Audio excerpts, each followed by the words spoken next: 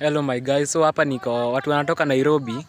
Niko hapa mahali tutotokea kwa junction ya kwenda Othaya town na nini ya kupanda kwetu sasa Chinga.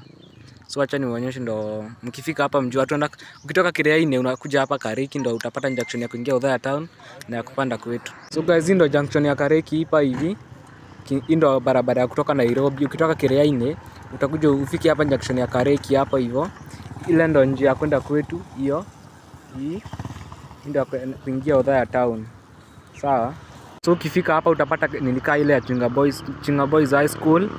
Hiyo utapanda na hiyo njia. So unaona iwe nini direction. So guys, ukifika hapa Kareki utaona hii church hapa iko hapa hivi kwa hii junction ya Kareki. So unaona ile ndio njia kwenda kwetu. Hii ndio kutoka Nairobi, kutoka Kireaine hadi hapa Kareki. Hii ndio kwenda Tao Othaya, lakini kwanza tutaingia town alafu mkuja kama msafara guys.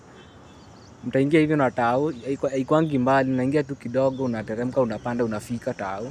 Hiyo ndio njia kwenda kwetu. Guys, after umepanda na hiyo njia itakuleta hadi hapa kwa junction kama hii.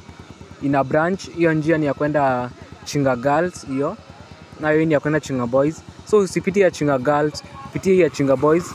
Utapita Chinga Boys alafu hapo mbele utapata kampani ya yogurt inaitwa Gracie Summer Dem Dairies. So guys, usipitie hii, pitie hii. Yeah.